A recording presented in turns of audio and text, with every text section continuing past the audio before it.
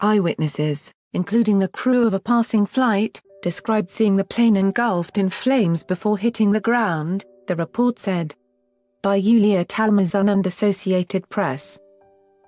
The crew of a Ukrainian jetliner that crashed in Iran never made a radio call for help and were trying to turn back for the airport when the plane went down, according to an initial Iranian report released Thursday on the crash that killed 176 people.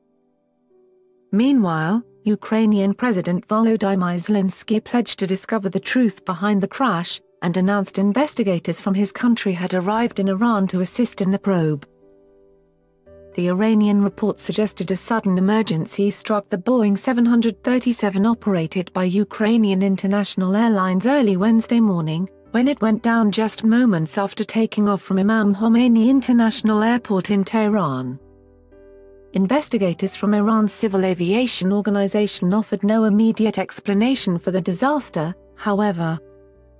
Eyewitnesses, including the crew of another passing flight, described seeing the plane engulfed in flames before crashing, the report said. The crash caused a massive explosion when the plane hit the ground, likely because the aircraft had been fully loaded with fuel for the flight to Kyiv, Ukraine. Both of the so-called black boxes containing data and cockpit communications from the plane had been recovered, though they had been damaged and some parts of their memory was lost, the report added. Zelensky also said he planned to call Iranian President Hassan Rouhani about the crash and the investigation. Undoubtedly, the priority for Ukraine is to identify the causes of the plane crash, Zelensky said. We will surely find out the truth.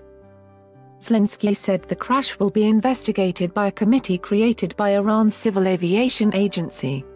He also cautioned against speculation and conspiracy theories while the investigation is ongoing. Ukrainian officials, for their part, initially agreed with Iranian suspicions that the 3.5-year-old plane was brought down by mechanical trouble, but later backed away from that and declined to offer a cause while the investigation is ongoing. The plane was carrying 167 passengers and 9 crew members from several countries, including 82 Iranians, at least 63 Canadians and 11 Ukrainians, according to officials.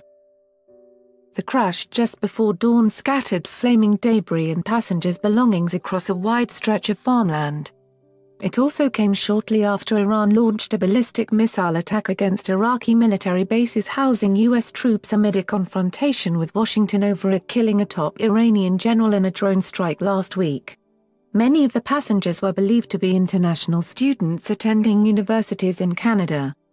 They were making their way back to Toronto by way of Kyiv after visiting with family during the winter break. Canadian Prime Minister Justin Trudeau said 138 of the passengers were bound for Canada. The flight also included a family of 4 newlyweds. The passenger list included several teenagers and children, some as young as 1 or 2. Know that all Canadians are grieving with you, Trudeau said, addressing the victims' families. Ukraine's president called for Canada to be involved in the investigation. January 9 was declared a national day of mourning in Ukraine. The disaster could further damage Boeing's reputation, which has been battered by the furor over 2 deadly crashes involving a different model of the Boeing jet, the much newer 737 MAX, which has been grounded for nearly 10 months. Boeing extended condolences to the victims' families and said it stands ready to assist.